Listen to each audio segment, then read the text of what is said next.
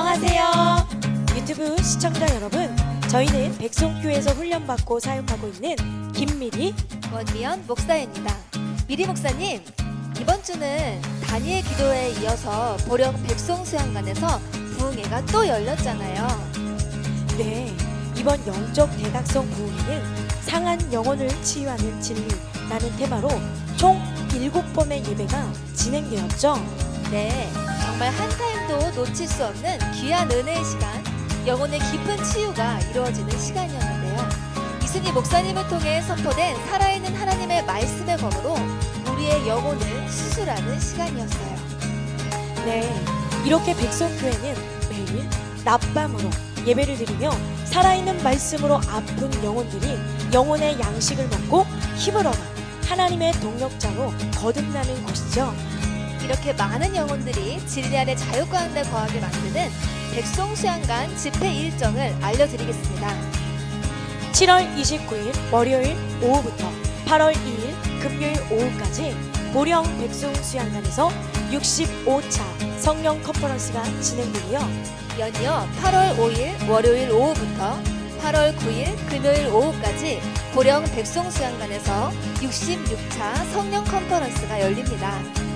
또 8월 19일 월요일 오후부터 8월 23일 금요일 오후까지 보령 백송수양관에서 67차 성령 컨퍼런스가 진행됩니다.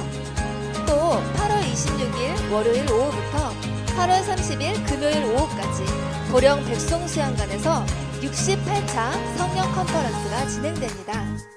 여러분, 첫날은 저녁부터이고요. 오후 예배는 7시 30분, 오전은 11시인 것 잊지 마세요. 그리고 추석을 맞이하여 가족 치유 부흥회가 열리는데요. 9월 9일 월요일 오후부터 9월 13일 금요일 오후까지 역시 보령 백송수양관에서 진행됩니다.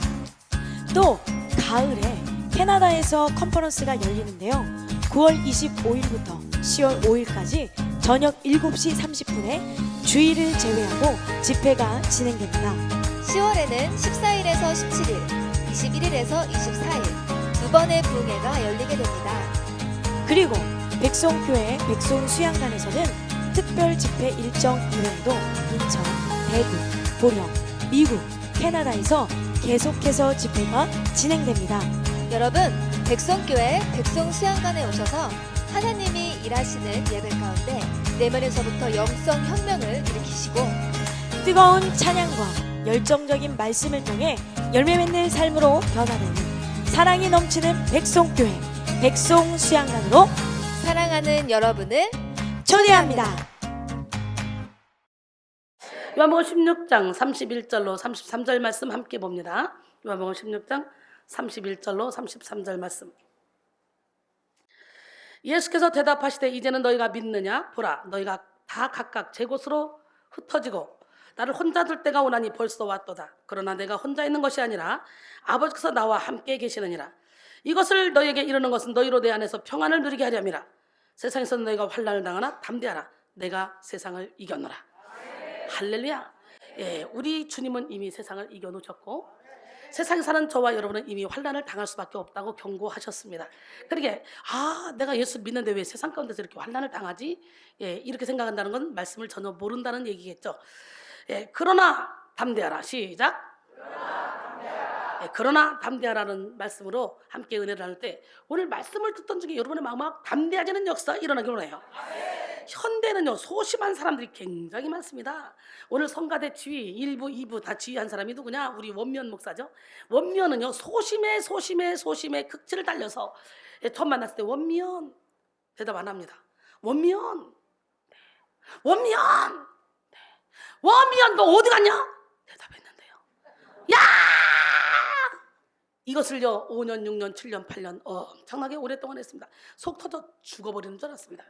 예, 학교 가 선생님이 원면 부르면요 대답을 내가 네. 원면 안 왔냐? 그래서 체크하려면 옆에 친구가 여기 있어요! 그래서 들어줬대요. 이 정도로 소심했던 원면 목사가 저를 만나서 은혜 받고 훈련 받던 중에 어느 순간에 이제 깡패가 돼가지고 막 설교를 하든 간증을 하든 봐요, 지휘하는데 막 소심합니까? 막 춤을 추며 지휘하잖아요. 멋쟁이 하나님, 기적의 하나님, 능력의 하나님의 손에 붙들림 받기만 하면 소심한 사람도 이게 대범한 사람이 됩니다. 이순이 대범해 보이죠? 그런데 안 그래요. 한편으로는 학교 가서 어린아이들하고 같이 공부하면서 발표할 시간이 딱 되면 아이고 괜히 불안하고 안 나갔으면 좋겠다. 야 네가 나가서 발표해라. 네가 나 발표해. 소심한 구석이 인간은 누구나 다 있습니다. 다 있어. 오늘 예수의 사랑으로 대범해지길 원합니다. 너무도 많은 사람들이요, 자신은 대범하다, 자신은 아주 대심하다, 마음이 크다 나 말하는 사람들이 있습니다. 그러나 깊은 마음 속에는요 소심한 구석을 누구나 다 가지고 있습니다. 소심은 말 그대로요 마음이 작은 거예요. 마음이 밴댕이 소갈딱지 같은 거. 소심한 사람들은 마음이 작아서 아주 아무것도 아닌 일, 웬만한 일과 웬만한 사람을 담아낼 수가 없어요. 이 소심한 사람들은 마음이 작아서 아무것도 아닌 일에 시시때때로 넘어져 펜다운하는 거예요. 별 대수롭지도 않은 일에 스트레스를 받습니다. 아니 왜 그런 일에 상처를 받는지 불쌍해 죽겠어. 요즘 이런 소심한 사람들 가르쳐 뭐라고 그러고? 시작. 유리 멘탈, 부부 멘탈, 쿠쿠다스 심령. 두부, 유리, 거기다가 뭐예요? 묵무쳐서 먹으려고 젓가락 찍어봐. 자꾸 뜯어져 나갑니다. 그죠? 순두부 젓가락 집어져요? 안 집어져요. 순두부 멘탈. 쿠쿠다스 심정이라고 그래요. 쿠쿠다스 살짝만 건드려봐 다 박살이 납니다. 그만큼 깨지기 쉽고 부서지기 쉬운 내면 상태를 가지고 있는 그런 사람을 가리켜서 시작. 유리 멘탈, 두부 멘탈, 쿠쿠다스 심령. 너는 아닌가? 시작. 그랬더니 뭐래요? 맞대죠? 이 시간에 깨져요. 부서져요. 무너져요. 진리를 알지 진리가 너희를 자유롭게 하리라. 아니 진리를 안다면 왜 씨알데기 없이 사단이가 이 사람을 통해 저 사람을 통해 저 사람을 통해 저 사람을 통해 나를 잡아뜨리려고 공격해 오는데 거기에 넘어가냐 이거지. 아무것도 아닌 일에 상처받아 때릴 때 굴르고 뒤에서 수근거리고 아프다 힘들다 그러면 귀신을 끌어들이는 거예요. 귀신을. 우리 교회는 왜 비밀이 없는 줄 알아요?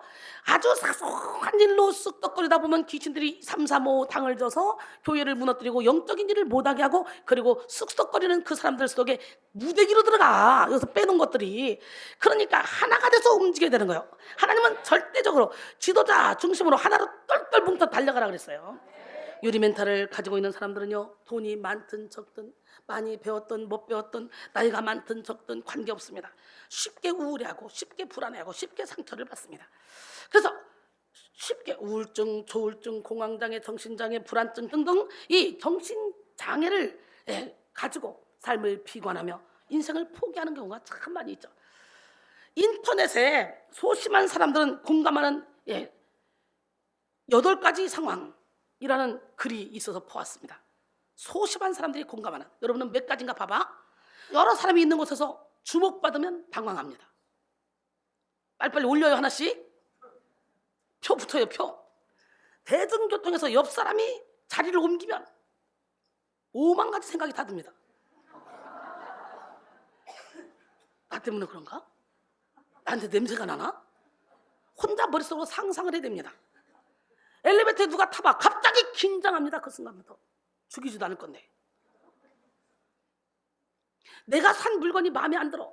근데 어떤 사람들은 뻔뻔하게 가서 막 10번이고 20번이고 바꾸는데 이 유리 멘탈 가진 사람들은요 마음에 안 들으면요 환불하지 못해요. 환불해달라는 말을 못하니까 그래서 그냥 씁니다. 버스에서 정류장 딱 지나쳤어요. 잠깐만요. 저 여기 내려야 되거든요. 이거 못합니다. 어떡하지? 큰일 났네. 어떡하지? 약속 시간 늦었는데. 아이고 큰일 났네. 아이고 어떡하지? 아이고. 여러 사람이 음식 먹다가 하나 남았어. 아우 먹고 싶어 죽겠어. 꿀맛이야. 못 먹습니다. 남깁니다. 전화는 부담스럽고 메신저가 더 편합니다. 그냥 문자만 합니다. 누가 물건을 빌려갔는데 내가 써야 되거든. 안 줘요. 달라고 못합니다. 어때요? 여러분 몇 개씩 3개 이상 손들어 시작. 4개 이상 손들어 시작. 5개 이상 손들어 시작. 손 안 드는 사람은요 이것도 저것도 다 아니기 때문에 절대로 고쳐지지 않습니다. 그냥 소심하게 사세요. 네. 우리 하나님은 누가 하나님? 1919년 6월 29일에 아름다운 외모와 뛰어난 연기력을 가지고 있던 여배우 전미선 씨가 자살을 했어요. 많은 사람에게 충격을 줬죠. 그녀는 영화 촬영 감독인 남편과 결혼해서 SBS 영재 발굴단에 소개될 만큼 재능이 있는 아들을 뒀어요. 그러나 마음의 어려움을 이기지 못하고 결국은 극단적인 선택을 했습니다. 그녀는 죽기 전에 아버지와 통화하면서 집에 아픈 사람이 너무 많아서 힘들어, 이런 말을 했대요.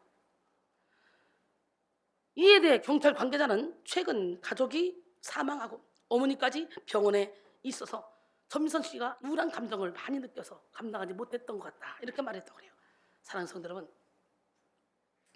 인생은요 마음 먹기에 달려 있어요. 인생은 누구나 한 번 왔다 한 번 갑니다. 우리가 붙잡는다고 되는 게 아니에요. 이 땅에 사는 날 동안 최선을 다해 살며 하늘의 기름 준비하고 주님이 오라 그러면 아멘 하고 보내드리고 그리고 가고, 그럴 수 있는 그런 믿음이 있어야 돼요. 만약에 여러분이 나이에 따라서 여러분 뭐 50 넘은 사람은 많이 살아봤다 50밖에 더 살겠어? 50년 먼저 내가 우리 자녀를 유학 보냈다, 30년 먼저 내가 남편을 유학 보냈다, 그렇게 생각하고 천국에서 만나야지. 그런 마음으로 더 열심히 살아야지. 한 사람을 바라보며 땅을 치며 인생을 좌절 가운데 우울증 가운데 사는 거 가족들이 좋아하겠냐 이거지. 사는 날 동안 그날 최선을 다해 사는 거야. 어떤 일이 있든지 하나님이 항상 기뻐하라 쉬지 말고 기도하라 범사에 감사를 했으니 감사하게 사는 거야. 그다음 주님이 오시라면 그때 아무 욕심 없이 기쁨으로 가는 거예요. 대범한 마음으로 용기 있게 살아가면 헤쳐나가지 못할 문제가 없습니다. 그러나 소심한 마음으로 비관하기 시작하면요 아주 백지장 하나 드는 것도 엄청나게 무겁게 느껴집니다. 그러므로 우리는 무엇보다 담대한 마음을 소유해야 돼요. 근데 오늘날에는 예수 믿는 그리스도인들 중에도 소심한 사람들이 너무 많이 있습니다. 현대 교회에는요 유리멘탈 성도들이 넘쳐납니다. 유리멘탈 성도들은 작은 일을 만나도 두려워하고 기쁜 일을 만나도 기뻐할 줄 모릅니다. 기분 나쁜 말을 조금만 들어봐 아주 분노합니다. 그래서 자기 절제력을 잃어버립니다. 유리멘탈을 가진 성도들은요 마음이 아주 인색해요. 그래서 옹졸해서 남의 잘못도 용서하지 못하고 자기 자신까지도 용서하지 못해요. 자신의 작은 실수도 용서하지 못합니다. 늘 마음에 배타적인 마음으로 사람들을 밀어냅니다. 그러면서도 늘 자신은 외롭다고 생각해요. 아니 생각해봐, 배타적인 그런 마음을 가지고 있는 자신의 마음을 돌아보지 못한 채 주위 사람들이 자신을 사랑해주지 않는다고 불평하는 게 정상입니까? 내가 먼저 밀어내는데 누가 사랑을 해주겠냐고. 이들은 날마다 하나님의 말씀을 들어도 깨닫지 못합니다. 그야말로 밴댕이 소갈떡질하네, 그런 말을 듣게 되는데요. 우리 주변에 의외로 이렇게 속이 좁고 수용력이 약한 사람들이 많이 있어요. 등치는 크고 나이도 먹었고 많이 배웠는데도 불구하고 아주 아무것도 아닌 거 가지고 소심하게 상처받고 아파하고 떨 때 굴르는 사람들이 많이 있어요. 오늘 여기 유리멘탈, 두부멘탈, 쿠쿠다스 심령 싹 다 박살내고 내면을 강건하게 하셔서 주께서는 심지가 견고한 자를 평강하고 평강하도록 지켜준대요. 이는 그가 주를 신뢰하기 때문에 우리가 주를 신뢰하기만 하면 우리는 어떤 상황에도 흔들리지 않습니다. 이사야 26장 3절 말씀이에요. 기적의 하나님은 누구 하나님? 소심한 사람들은 무한한 가능성, 끝없는 사랑, 한없는 자유를 증거하는 하나님의 말씀을 거부하고 언제나 자기 생각으로 하나님의 말씀을 편집합니다. 하나님의 말씀을 전적으로 받아들이지 못하고 자기가 받아들일 수 있을 만큼만 받아들이는 거죠. 결국 소심한 사람들은 작은 고난 앞에서도 쉽게 믿음을 저버리고 환난과 시험 속에서 인내하지 못합니다. 오늘 우리는 모든 좁아 터진 틀을 다 깨트리고 소심한 마음을 예수님으로 다 던져버리고 주님이 주시는 담대함을 소유해야 됩니다. 고린도서 6장 13절에 내가 자녀에게 말하듯 하노니 보답하는 것으로 너희도 마음을 넓히라. 할렐루야. 시편 119편 32절에 주께서 내 마음을 넓히시면 내가 주의 계명들의 길로 달려가리다. 할렐루야. 오늘 시간에 여러분 주님이 내 마음만 넓혀주면 주의 계명들의 길로 달려가겠다는 이 시편 기자의 고백이 여러분의 고백이 돼서 오늘 시간에 여러분 마음을 활짝 넓혀달라고 기도하시기 원합니다. 왕상 4장 29절에 하나님이 솔로몬에게 지혜와 총명을 심히 많이 주시고 또 넓은 마음을 주시되 바닷가에 모래같이 하시니 우리가 살고 있는 이 시대는 과거에 비해 고도 발달한 그런 물질 문명을 누리고 있는 시대죠. 지금 우리는요, 우리의 선조들처럼요, 먹을 것이 없어서 굶지 않습니다. 1년에 한 번 소고기 있고 1년에 한 번 쌀밥. 그렇지 않습니다. 그때는요, 밥 한 끼만 먹어도 감사했습니다.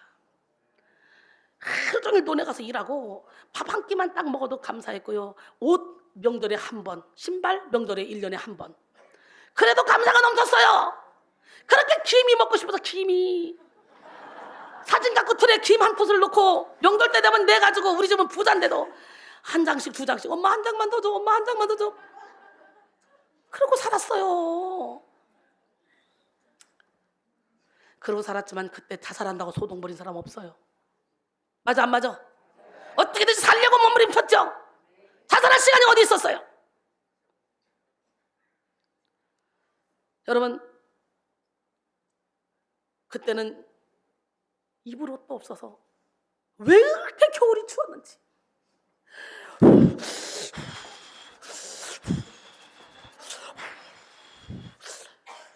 버스 타려고 서 있으면요, 버스는 또요 얼마나 사람이 많은지요. 오라이 떨어집니다. 차씩 가는데요, 이거 떨어져요. 양쪽 이렇게 난간을 잡고 이렇게 사람을 이리 가지고 갔어요. 오라이 그러면 거기서라도 학교 늦으니까 그거라도 끼어 타려고 막 밀어붙입니다. 막 놓치면 어떻게 해요? 걸어가야 돼요. 1시간 2시간짜리 또 왜 3, 40분 못 기다리고 지금처럼 10분에 한 번씩 버스가 있는 게 아니니까 놓치면 또 걸어갑니다. 막 뛰어갑니다. 그때는요 20리 30리 산 넘고 물 건너 걸어가 학교 다니는 사람들도 많았습니다. 저도 기본적으로 4, 50분 이상씩 걸어서 학교 다녔어요. 아마 그래서 이렇게 나이 먹어도 그래 체력이 좀 있는가 봐요. 그때 그렇게 단련시켜놔서. 요즘 것들은 완전히 영적으로 육적으로 모든 게 싹 다 유리 멘탈이에요. 여러분, 전쟁과 기근, 가난과 학대에 시달렸던 우리 선조들은요 보릿고개를 넘으며 힘겹게 살았지만요 자살 생각하지도 않았어요. 그 당시에는요 작은 거 하나만 있어도 나눠 먹었습니다. 그 당시에는요 나이 먹은 사람이 버스를 타는데 서 있어요. 자기 앉아 있어. 절대로 얼굴 발개져서 앉아 있지 못합니다. 벌떡 일어나 앉혀드렸어요. 갈수록 악해집니다. 어떻게 하면 좋아요? 어떻게든 살아보려고 허리띠를 졸라 매고 할 수 있는 한 최선을 다해 살면서 열심히 정승전을 벌어서 이웃도 나누고 살았어요. 옛날에는. 그런데 오늘날 현대인들은 풍족한 물질 문명을 누리면서도 소심한 마음으로 연약한 삶, 이기적인 삶, 자기중심적인 삶을 살아갑니다. 사실 심리학자들의 말에 따르면 우울증은 전쟁 지역이나 기근 지역에서는 잘 생기지 않는다 그래요. 오히려 먹고 살만한 지역에 많이 배우고 많이 누리는 그런 사람들이 우울증에 걸리기 쉽다고 합니다. 왜냐하면 우울증은 상대적 빈곤에서 오는 심리 현상이기 때문에. 여러분, 우리는 비교하는 그 순간부터 불행해집니다. 이 정도는 내가 잘 살지. 아파트 뭐 30평 이 정도면 내가 진짜 부자 산다. 옛날에 월세로 살았는데. 근데 친구네 집 갔더니 아파트 60평이야. 그때부터 불행해지기 시작하는 거야. 야, 내가 모닝 하나라도 있으면 진짜 좋겠다. 모닝을 사서 탔는데 친구를 만났는데 가보니까 친구가 그랜저야. 그때부터 또 이게 불행해지기 시작하는 거예요. 여러분, 자족할 줄 알아야 돼요. 비교하면 그때부터 인생 끝나는 거예요. 우리는 비교의식이 아니라 창조의식을 가지고 살아야 돼요. 할렐루야. 현대를 살아가는 많은 사람들은요 먹고 살 걱정이 없어도 다른 사람과 비유하기 때문에 스스로 가난하다고 생각하고 감사할 조건이 많아도 스스로 욕심을 부리기 때문에 고통스럽게 살아갑니다. 자기 욕심, 자기 연민, 자기 비관에 갇혀서 풍요 속에서도 가난에 시달리며 살아가죠. 그러나 예수 안에 들어오면 아무것도 없는 자 같으나 모든 걸 다 가진 자처럼 당당하고 멋지게 살아갑니다. 야고보서 1장 14절로 16절 오직 탁사람이 시험을 받는 것은 자기 욕심에 끌려 미혹됩니다. 욕심이 잉태한 지 죄를 낳고 죄가 장성한 즉 사망을 낳느니라. 내 사랑하는 형제들아 속지 말라 그랬어요. 인생을 결정짓는 가장 중요한 요소는 외부가 아니라 내부에 있습니다. 내부. 할렐루야. 겉만 깨끗하고 화려하게 꾸미는 것은 얼마 가지 못합니다. 시간이 지나감에 따라 내부에 있는 것이 다 드러나게 돼 있어요. 사람은 마음에 쌓은 선에서 선한 것을 내고 마음에 쌓은 악에서 악한 것을 냅니다. 마음에 쌓은 것을 입으로 말하게 돼 있습니다. 그러므로 중요한 것은 마음의 힘, 내면에 강건해져야 돼. 마음을 가꾸는 사람이 진정으로 인생을 승리할 수가 있습니다. 사람들은요 자신의 영혼을 지키기 위해서 수많은 방법들을 씁니다. 그러나 진정으로 내적 평화를 가져다 주는 분은 오직 예수 그리스도 한 분밖에 없어요. 할렐루야. 잠언 4장 23절 모든 지킬 마음 중에 더욱더 내 마음을 지키라. 생명의 근원이 이 예수남이라. 잠언 25장 28절에 보니까 자기의 마음을 제어하지 않는 자는 성벽이 무너지고 성읍이 없는 것 같다는 거예요. 성읍이 무너지고 성벽이 없는 것 같아요. 자기의 마음을 제어하지 않는 자. 영혼이 강건해야 마음이 담대해집니다. 이 시간 여러분 모두가 성령의 능력으로 강하고 담대한 마음을 소유하게 할 거예요. 시편 31편 24절 여호와를 바라는 너희들아 강하고 담대하라. 내면이 허당이면 언제 무너질지 몰라. 이 업앤다운 심한 사람들. 디모데서 1장 7절에 하나님 우리에게 주신 것은 두려워하는 마음이 아니요 오직 능력과 사랑과 절제하는 마음이라.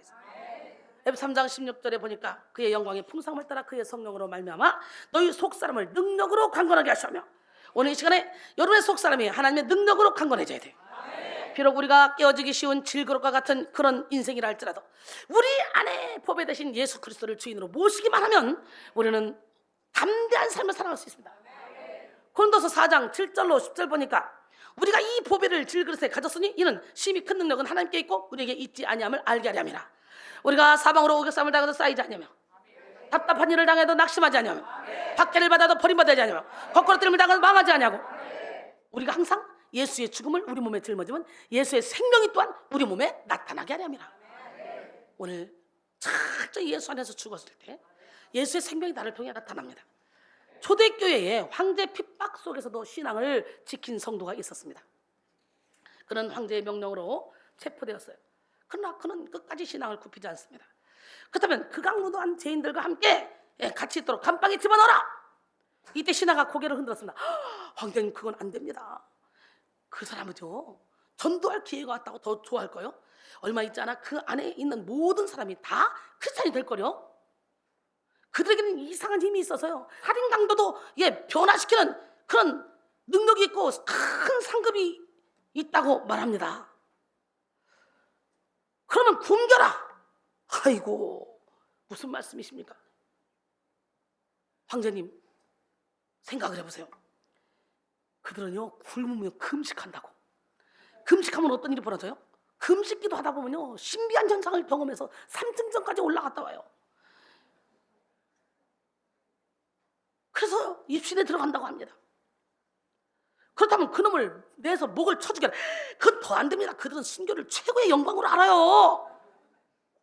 그렇기 때문에 그들은 목베임을 당하면서 얼굴은 해같이 빛납니다. 그리고 그들은 이렇게 찬양할 거요. 하늘 가는 밝은 길이 내 앞에 있으니, 아마 그러면서 기쁨으로 통곡할 거요. 그럼 도대체 이놈을 어떻게 한다는 말이냐? 이때 신하가 대답하기를 그 속에 영원한 보배이신 그리스도를 모셨기 때문에요. 그걸 어떻게 할 수가 없습니다. 우리도 감당 못하겠습니다.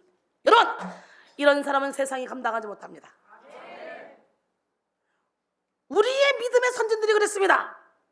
우리 모두 이 믿음을 닮아가야 돼요.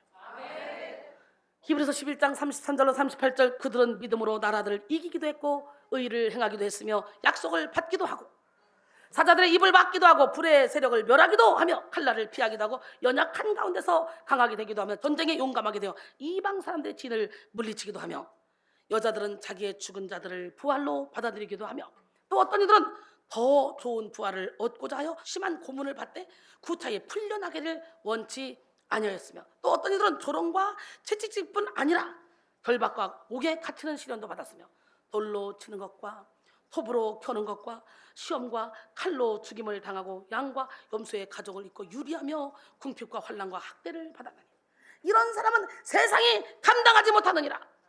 그들이 광야와 산과 동굴과 토굴에 유리하였느니라. 그래서 우리 믿음의 선진들은요 세상이 감당하지 못했어요.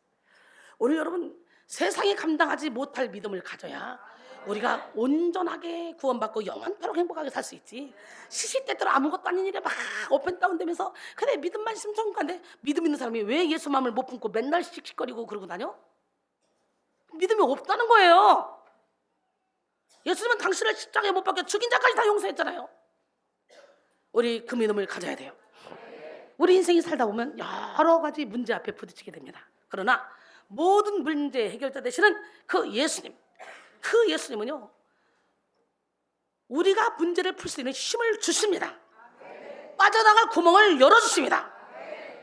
하나님은 우리에게 문제 없는 인생을 허락하는 것이 아니라 문제를 풀 수 있는 힘을 주십니다. 그래서 본문 33절에서 예수님은 제자들을 향해서 세상에서는 너희가 환난을 당하나 담대라, 내가 세상을 이겼노라. 할렐루야. 우리가 살고 있는 세상이라는 것은 만만치가 않습니다. 사회 문제, 정치 문제, 가정 문제, 도덕 문제, 종교 문제, 직장 문제, 재난과 기근의 문제, 질병이 가득한 이런 것이 세상이에요. 세상에 많은 문제가 있는데 그 문제에 공통되는 특징이 있습니다. 공통적인 특징? 이 문제는 끝이 없다는 거. 끝이 없어. 이 문제는 뭐라고? 끝이 없어요. 아파트만 사면 행복하게 살 것 같은데 자식이 아파. 이 자식만 고쳐주면 행복하게 살 것 같은데 손주가 사고 당했어. 계속적으로 끊임없이 우환이, 끊임없이 어려움이, 고통이 이어지는 것이 이 세상입니다. 나는 절대로 이혼하지 않을 거야. 그러나 이혼하지 않으려고 몸부림을 쳐도 이혼 당할 수밖에 없고 이혼할 수밖에 없는 환경이, 여건이 내게 주어져. 어쩔 수 없어. 나는 절대로 내 남편 대 아내 대 자녀를 먼저 보내지 않을 거야 싶은데 건강하게 살 것 같지만 어느 순간에 교통사고로 나도 모르게 아프네. 여러분, 하나님은 우리에게 문제없는 인생을 허락하지 않아요. 그러나 어떤 문제들도 다 해결할 수 있는 능력을 주신다는 거지. 야, 이 세상 문제 끝이 없어. 끝이 없어. 어떤 문제가 해결됐다 싶으면 또 다른 문제가 시작되죠. 문제가 끝없이 꼬리를 물고 일어납니다. 또한 불확실성. 이 세상에는 많은 문제가 있는데 공통적인 특징이 첫째, 문제가 끊임없고, 두 번째, 불확실성입니다. 문제를 놓고 아무리 살펴봐도 확실하게 파악하지 못해. 미래를 예측할 수도 없고, 그리고 확실히 해결할 수 있는 그런 사람도 없습니다. 셋째는 방향 감각을 잃었습니다. 도대체 세상이 어디로 가는지 알 수 없는 막연한 시대를 우리가 살아가고 있어요. 문제의 원인도 대책도 쉽게 찾아볼 수 없어 고민합니다. 무엇이 길인지 알 수가 없어요. 야, 우리나라 지금까지 어떤 정치인이 정치를 해도 이렇게까지 시끄럽던 적은 없는 것 같아. 어떻게 이 짧은 시간에 전 국민이 다 이렇게 난리가 났을까? 이게 도대체 이게 뭘까 이게? 한이 없어요. 끝이 없어요. 예수를 믿는 우리의 삶에도 환난이 다가올 수 있고 역경이 찾아올 수 있습니다. 하나님을 예비하며 사명을 감당하는 우리의 인생에도 여러 가지 시험이 있을 수 있고 고난이 있을 수 있습니다. 하지만 우리는 우리의 주인 되신 예수 그리스도가 세상을 이기는 능력의 근원이 되시기 때문에 담대할 수 있습니다. 예수님은 세상을 쥐고 있는 모든 마귀의 권세를 멸하셨습니다. 세상에서 일어난 모든 문제를 싹 다 이겨놓으셨습니다. 질병의 문제, 인간관계의 문제, 물질의 문제, 관계의 문제, 재난, 재해의 문제, 테러와 박해의 문제 등 수많은 문제를 이기셨고 십자가에 못 박혀 죽으시고 부활하셨습니다. 죽음까지 초월하셨어요. 그러므로 예수를 믿는 우리는 세상을 이기신 그 그리스도의 권능을 힘입어 세상을 이기는 삶을 살아갈 수가 있는 거예요. 요한일서 5장 3절로 5절 보니까 하나님을 사랑하는 것은 이것이니 우리가 그의 계명들을 지키는 것이라. 그의 계명들은 무거운 것이 아니로다. 무릇 하나님께로부터 난 자마다 세상을 이기느니라. 세상을 이기는 승리는 이것이니 우리의 믿음이라. 예수께서 하나님의 아들이심을 믿는 자가 아니면 세상을 이기는 자가 누구냐 그랬어요. 사실 이 세상은 살기 힘든 곳입니다. 누구에게나 예외가 없습니다. 그런데 특히 하나님의 백성된 성도들이 살아가기는 진짜 힘든 곳이에요. 이유는 이 세상 신인 이 어둠의 영들이 이 세상을 장악하고 있기 때문에 세상에 사는 사람은 육신의 정욕, 안목의 정욕, 이 세계 자랑을 쫓아가게 돼 있어요. 여러분, 사실 이 세상은 살기가 너무너무 힘들어. 왜? 공중곳에 잡은 악한 영이 지배하고 있기 때문에. 고린도서 4장 4절에 그중에 이 세상 신이 믿지 아니하는 자들의 마음을 혼민케 하여 그리스도의 영광의 복음의 광채가 비치지 못하게 하니 그리스도는 하나님의 형상이니라. 여러분, 이 어둠의 영들이 세상을 장악하고 있는데 이렇게 우리는 이 땅에 산다 해도 소속이 달라. 소속이. 성도는 세상에 살고 있지만 시민권이 하늘에 있어. 어쩔 수 없이 세상에 살으니까 세상 세금도 내야 되지만 우리는 하늘의 시민권이 있기 때문에 하늘의 세금 내야 돼. 하늘의 법칙을 따라가야 돼. 하늘의 법칙은 흩어 구제할 때 더 얻는 것이고 죽을 때 사는 거야. 할렐루야. 예, 빌립보 3장 20절에 그러나 우리의 시민권은 하늘에 있는 자 거기로부터 구원한 자 곧 주 예수 그리스도를 기다리나니. 그래서 우리의 시민권 하늘에 있기 때문에요. 우리가 이 세상에 살려고 봐. 이 세상 공중부터 잡은 악한 영들만 아니라 악한 영들의 지배를 받는 세상 사람들이 우리를 가만 놔두냐고 바보 취급하지. 예수를 잘 믿어봐. 다 바보라 그러지. 맞아요. 육적인 그리스도인이 우리를 봐. 미쳤다 그래. 360을 뭔 예배를 드냐? 주일에 한 번만 가든지. 야 광신자냐? 야 돈은 어떻게 버냐? 야 요한복음 15장 18절로 19절 세상이 너희를 미워하면 너희보다 먼저 나를 미워한 줄 알라. 너희가 세상에 속하였으면 세상이 자기 것을 사랑할 것이나 너희는 세상에 속한 자가 아니오. 도리어 내가 너희를 세상에서 택하였기 때문에 세상이 너희를 미워하느니라. 마태복음 5장 10절로 12절 의를 위하여 박해를 받는 자는 복이 나니 천국이 그들의 것이며 나로 말미암아 너희를 욕하고 박해하고 거짓말로 거슬러 너희에게 모든 악한 말을 할 때는 너희에게 복이 나니 기뻐하고 즐거워라. 하늘에서 너희 상이 큽니다. 너희 전에 있던 선지자들도 이같이 박해했느니라 그랬어요. 천국에 속한 우리가 세상 속에 살아갈 때는 남들이 겪지 않아도 될 아픔을 겪어야 되고 다른 사람들이 모르는 이 고통도 참아내야 됩니다. 그냥 사업차 술 먹자 먹으면 되고 그냥 섹시집에 가자 가면 되고 그럼 뭐 사업이 쫙쫙 풀릴 건데 내가 이렇게 어울려서 접대하다가 내가 음란에 빠지면 우리 가정이 문제가 되지. 하나님 앞에 내가 양심상 그럴 수 없지. 그래서 사업하는 사람들이 예수를 잘 믿는 사람들은 손해를 참 많이 보죠. 근데 어떤 장로님들은요 교회만 왔다 갔다 하다가 평일날은 그저 전혀 믿지 않는 사람과 똑같이 그런 사람들과 어울리는 사람들이 엄청 많습니다. 그리고 뭐래요? 사업자 어쩔 수 없습니다. 그 사람이 믿는 사람이에요? 세상은 너나 할 것 없이 죄악에 물들어서 지옥을 향해 달려가지만 우리는 세상을 거슬러 천국을 향하고 있기 때문에 세상에서 우리를 미워합니다. 우리는 역행의 길을 택한 사람들입니다. 역행으로 세상에서 지면서 살아가는 것이 아니라 세상을 이기며 살아가야 돼. 세상을 따라가면서 결코 우리는 세상을 이길 수 없어. 세상의 길은 교만의 길, 탐욕의 길, 분쟁의 길, 시기와 다툼의 길, 발람의 길, 유다의 길, 가인의 길. 이 세상은 그런 길이에요. 그러나 천국 길은 겸손의 길, 자족의 길, 사랑의 길, 연합의 길, 섬김의 길, 할렐루야! 순종의 길입니다. 지금 세상에는 미움의 물살, 오만의 물살, 정욕의 물살, 분열의 물살이 아주 거세게 몰아치고 있습니다. 흐르는 세상 물살 속에 가만히 있으면 저절로 휩쓸려 내려가게 돼 있어요. 우리는 세상의 물살을 거슬러 올라가서 미움보다 더 큰 사랑으로, 교만보다 더 강한 겸손으로, 분열보다 더 강한 그런 연합으로 나가야 돼요. 그래서 남들보다 더 힘들 수 있고 남들보다 더 어려울 수 있죠. 하지만 우리는 예수의 이름으로 담대할 수 있습니다. 예수의 이름, 그 이름만 있으면 우리는 담대하게 세상을 이기며 환경을 이기며 나 자신을 이기며 마귀를 이기며 살아갈 수 있게 되는 줄 믿습니다. 여러분, 세상에 살지만 세상에 속하지 않은 사람, 세상을 거슬러 세상을 변화시키는 사람, 그런 사람이 되기를 원합니다. 너희는 세상의 소금이니 소금이 만일 맛을 잃으면 무엇으로 짜게 하려? 후에는 아무 쓸데없어 다만 밖에 버려져 많은 사람에게 밟힐 뿐이라. 너는 세상의 빛이라. 산 위에 있는 동네가 숨겨지지 못할 것이요 사람이 등불을 켜서 말 안에 두지 않으려고 등경 위에 이로운 어찌만 모든 사람에게 빛이 나니라. 이와 같이 너희 빛이 사람 앞에 비치게 하여 그들로 너희 착한 일을 보고 하늘이신 너희 아버지께 영광을 돌리게 하라. 할렐루야. 예, 우리는 주님이 주시는 담대함으로 세상의 빛과 소금의 역할을 감당하며 살아야 됩니다. 빛은 자신을 태워야 되고 소금은 자신을 녹여야 됩니다. 하나님의 밀이 땅에 떨어져 죽으면 수많은 열매를 맺습니다. 이제 내일이면 십자가에 못 박혀 죽어야 하는데 아직 제자들은 예수님의 길을 깨닫지 못하고 예수님의 마음과 관계없는 삶을 살고 있으니 예수님의 마음이 얼마나 안타까웠겠습니까? 그래서 예수님은 죽으시기 전날 친히 제자들의 발을 씻기시며 겸손의 덕을 보여주시며 새 계명을 주셨습니다. 요한복음 13장 34절 새 계명을 너희에게 주노니 서로 사랑하라. 내가 너희를 사랑한 것 같이 너희도 서로 사랑하라. 또 제자들에게 마음에 근심하지 말라고 말씀하시면서 아버지의 집에 거할 것이 많다는 그런 비밀을 알려주시죠. 요한복음 14장 1절로 3절 너희는 마음에 근심하지 말라. 하나님을 믿으니 또 나를 믿으라. 내 아버지 집에 거할 것이 많도다. 그렇지 않으면 너희에게 일렀으리라. 내가 너희를 위하여 거처를 예비하러 가노니 가서 너희를 위하여 거처를 예비하면 내가 다시 와서 너희를 내게로 영접하여 나 있는 곳에 너희도 있게 하리라. 할렐루야. 예수님은 남겨질 제자들에게 필요한 능력과 기쁨, 복음의 말씀, 이 진리의 말씀을 전하셨고 보혜사 성령을 보내주실 약속을 주셨습니다. 그리고 여러 가지 깊은 말씀을 하신 후에 오늘 본문을 통해 결론적으로 말씀을 주셨습니다. 요한복음 16장 31절로 33절. 예수께서 대답하시되 이제는 너희가 믿느냐? 보라, 너희가 다 각각 제 곳으로 흩어지고 나를 혼자 둘 때가 오나니 벌써 왔도다.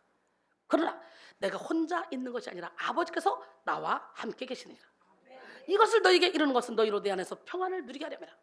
세상에서 내가 환난을 당하나 탐대하라. 내가 세상을 이겨노라. 십자가에 못 박히시기 전에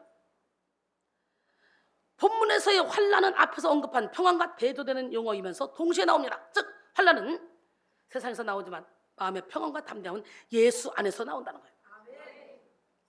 그래서 예수님이 세상을 이기심같이 환난을 이긴다는 약속이 보장되어 있습니다. 이런 이유로 제자들에게 담대하라고 권면하신 거예요. 이와 같이 예수님의 제자들에게 주신 마지막 선물이 뭡니까? 바로 담대함. 할렐루야. 오늘 우리는 예수님이 주시는 담대함으로 환난을 이기고 세상을 이겨야 됩니다. 예수님이 우리에게 주시는 이 담대함은 환난과 공존하는 평안이며 치열한 싸움 안에서 말씀의 약속을 통해 실현되는 평안입니다. 이 시간 위의 것을 바라보고 땅의 것을 생각하지 맙시다. 그럴 때 예수의 능력이 우리와 함께합니다. 골로새 3장 3절로 4절. 이는 너희가 죽었고 너희 생명이 그리스도와 함께 하나님 안에 감추어졌습니다. 우리 생명이신 그리스도께서 나타나실 그때 너희도 그와 함께 영광 중에 나타나리라. 할렐루야. 이 시간 여러분 모두가 예수님이 주시는 담대함으로 인생의 모든 문제를 이기고 세상을 이기고 자신을 이기고 하나님의 뜻을 이루어드리는 기적의 주인공이 되기를 원합니다. 예, 믿음이 만드는 맡김이 담대함을 얻게 합니다. 뭐라고요? 시작. 믿음이 만드는 맡김이 담대함을 얻게 합니다. 오늘 믿음으로 맡기면 이 안에 담대함이 옵니다. 우리는 우리가 믿는 사람에게 모든 말을, 모든 것을 다 맡기죠. 모든 것을 말하고 모든 것을 다 맡기잖아요. 믿는 사람에게. 마찬가지로 예수를 믿는 사람은 예수님께 모든 것을 다 말하고 모든 것을 다 맡깁니다. 예수님께 모든 것을 맡긴 사람은 세상에 알 수도 없고 세상에 줄 수도 없는 참된 평안을, 참된 기쁨을 누리게 됩니다. 예수님이 이 세상 그 누구와도 견줄 수 없는 완전한 치유자요, 구원자요, 해결자가 되기 때문이에요. 그래서 보레포는 믿음은 신뢰와 의임이라고 정의했습니다. 맡긴다는 말은 구약성서의 원어 히브리어에 따르면 굴려보낸다라는 의미를 가지고 있다고 합니다. 내가 감당할 수 없는 커다란 바위를 하나님께 굴려보낸 것과 같은 그런 것이죠. 우리는 이렇게 예수 그리스도의 십자가 앞에 우리의 모든 죄짐을 굴려보내야 돼. 우리 스스로 결코 해결할 수 없습니다. 마태복음 11장 28절로 30절. 수고하고 무거운 짐진 자들아 다 내게로 오라. 내가 너희를 쉬게 하리라. 나는 마음이 온유하고 겸손하니 나의 멍에를 메고 내게 배우라. 그리하면 너희 마음이 쉼을 얻으리니 이는 내 멍에는 쉽고 내 짐은 가벼우니라 하시니라. 할렐루야. 그리스도인의 담대함은 모든 것을 주님께 맡기는 데서 나옵니다. 그리스도인은 자기 뜻을 고수할수록 소심해지고 어리석어지지만 하나님께 맡기면 맡길수록 담대해진다는 거예요. 자기 뜻을 내려놔야 돼요. 내 뜻 말고 하나님의 뜻을 따라가야 돼요. 그래서 예수님을 온전히 믿는 사람은 인생의 수고하고 무거운 짐을 다 맡기고 자기 인생 전체를 주님께 맡기고 평안하게 살아갑니다. 여러분, 저에게 왜 문제가 없겠어요? 그런데 저는 문제 있어 보여? 아무것도 없어 보이잖아. 항상 360을 평안하잖아. 그러니까 그게 여러분의 마음을 넓히냐 좁히냐 이거 차이라고.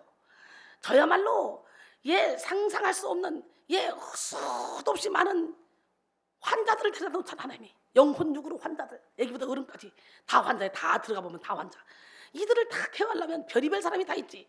저희가 왜 문제가 없겠어? 그런데도 주님께 확 맡기고 가니까 기쁨으로 즐거움으로 이 일을 행할 수가 있는 거죠. 할렐루야. 자기 생각, 자기 계획, 자기 판단을 고수하면서 예수님은 자신이 하는 일에 조력자가 되어달라고 하는 거, 이것이 아니라 전적으로 시작과 끝을 주님께 맡깁니다. 그리고 주님의 뜻대로 순종하며 주님의 인도하심을 신뢰합니다. 또 주님의 방식과 때를 존중하며 주님이 원하시는 대로 자기 인생 전체를 내어드리는데 주저함이 없어요. 제가 그렇게 살고 있습니다. 참된 그리스도인들이 그렇게 살아갑니다. 우리 모두가 다 그렇게 살아갑시다. 시편 23편 1절로 4절. 여호와는 나의 목자시니 내게 부족함이 없으리라. 그가 나를 푸른 풀밭에 두시며 쉴만한 물가로 인도하시는도다. 내 영혼을 소생시키시고 자기 이름을 위하여 의의 길로 인도하시는도다. 내가 사망의 음침한 골짜기로 다닐지라도 해를 두려워하지 않을 것은 주께서 나와 함께 하시리라. 주의 지팡이와 막대기가 나를 안위하시나이다.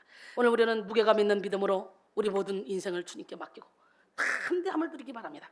가벼운 신앙, 형식적인 신앙은 담대함을 소유할 수 없습니다. 아무 대가도 치르고자 하지 않고 반기만을 원하는 그런 신앙도 담대함을 수여할 수 없습니다. 담대함을 갖게 하는 묵직한 신앙은 하나님의 뜻을 이루기 위해서 자신의 인생 전부를 바치는 신앙이에요. 하나님의 뜻을 이루기 위해서 우리의 인생 전부를 바칩시다. 할렐루야. 예. 시편 146편 1절로 3절. 하나님은 우리의 피난처시오 힘이시니 환난 중에 만날 큰 도움이시라. 그러므로 땅이 변하든지 산이 흔들려 바다 가운데 빠지든지 바닷물이 솟아나고 뛰놀든지 그것이 넘침으로 산이 흔들리더라도 우리는 두려워하지 아니하리로다 그랬어요. 그 다음에 사랑이 만드는 친밀함이 담대함을 얻게 합니다. 뭐라고요? 믿음이 담대함을 얻게 하고 친밀함이 담대함을 얻게. 세상을 이기신 예수 그리스도가 자기를 사랑하신다 이걸 아는 사람은요 담대합니다. 예수 그리스도께서 십자가에 달려 죽으시고 다시 부활하신 것이 자기 죄를 대속하고 구원하시기 위한 이 사랑이라는 사실을 이 아는 사람, 이 사람도 심판날에 담대합니다. 요한일서 4장 17절로 19절. 이로써 사랑이 우리에게 온전히 이루어진 것은 우리로 심판날에 담대함을 가지게 하려니 주께서 그러하신 것 같이 우리도 이 세상에서 그러하니라. 사랑 안에 두려움이 없고 온전한 사랑이 두려움을 내쫓나니 두려움에는 형벌이 있습니다. 두려워하는 자는 사랑 안에서 온전히 이루지 못하느니라. 우리가 사랑하면 그가 먼저 우리를 사랑하셨습니다. 할렐루야. 우리를 향한 하나님의 사랑은 우리가 알고 있는 우리의 죄보다도 더 추악한 죄를 알고 계심에도 불구하고 사랑하는 사랑이고, 사랑받을 이유가 없는 우리를 사랑받을 만한 존재로 창조해 나가시는 사랑입니다. 그러므로 하나님의 사랑은 모든 것을 초월합니다. 우리는 그 사랑을 가져야 돼요. 하나님의 사랑의 너비와 길이와 높이와 깊이가 어떠함을 깨달아 사랑으로 충만해지면 모든 사람을 품을 수 있는 넉넉함이 생깁니다.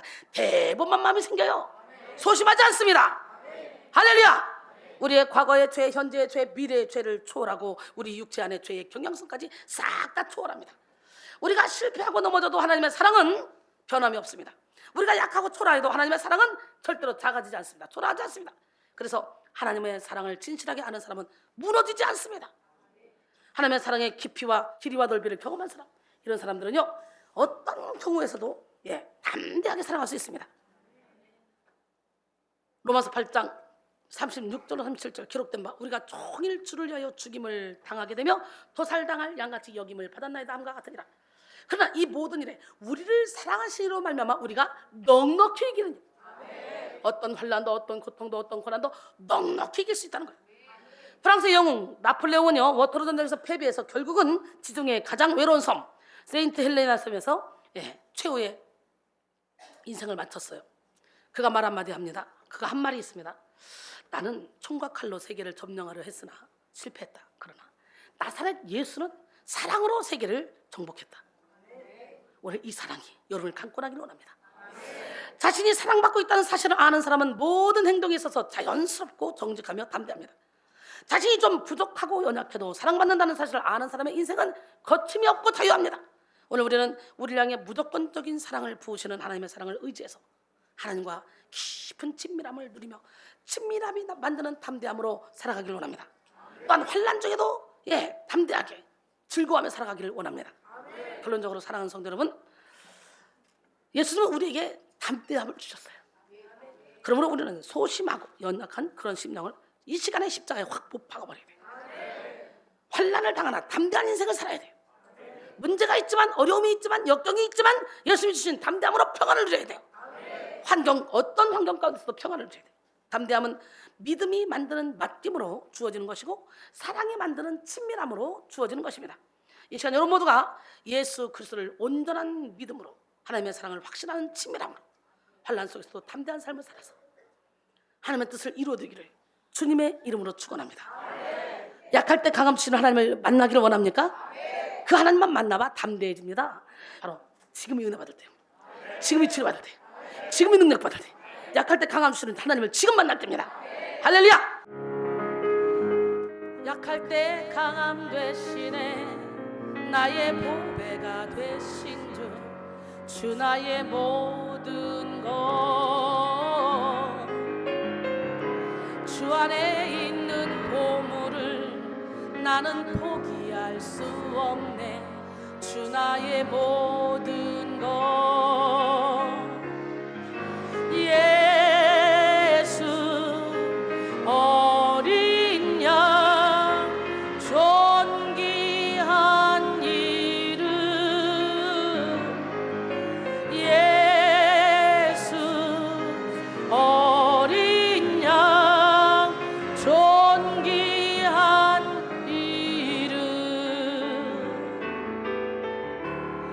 십자가 죄 사하셨네.